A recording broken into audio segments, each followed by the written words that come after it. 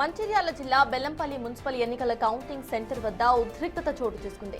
24వ వార్డుకు రీకౌంటింగ్ నిర్వహించాలని బీఆర్ఎస్ మాజీ ఎమ్మెల్యే దుర్గం చిన్నయ్య డిమాండ్ చేశారు.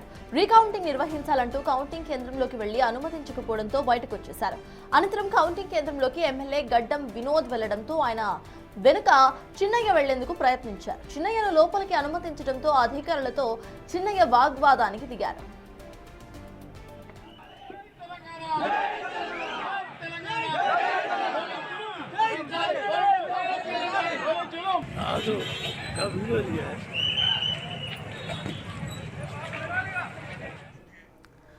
ఇదే అంశంపై పూర్తి డీటెయిల్స్ మా ప్రతినిధి ఇర్ఫాన్ అడిగి తెలుసుకుందాం. ఇర్ఫాన్, చెప్పండి, ఎన్నికల కౌంటింగ్ సెంటర్ దగ్గర ఉద్రిక్త వాతావరణం కనిపిస్తోంది. అసలు ఇక్కడ అప్డేట్స్ ఏంటి? ప్రెసెంట్ ఆ ఉద్రిక్తత సద్దుమణిగిందా? ఎవరేమంటున్నారు? అసలు రీజన్స్ ఏంటి ఇర్ఫాన్?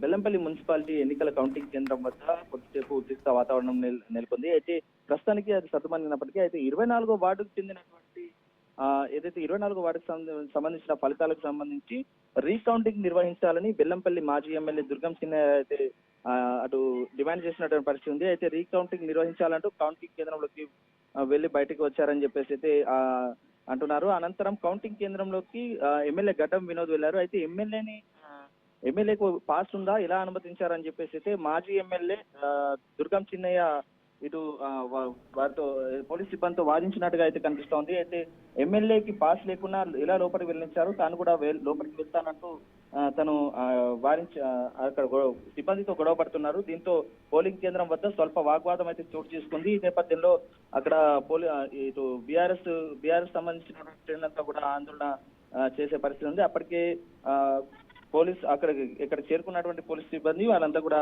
ఆందోళనకారులు కూడా చెదరగొట్టినటువంటి పరిస్థితి. ప్రస్తుతానికి అక్కడ వివాదం అయితే సద్దుమణిగింది. శాంతియుత వాతావరణంలో కౌంటింగ్ కూడా పూర్తయినట్టుగా తెలుస్తుంది సార్. Thank you Irfan.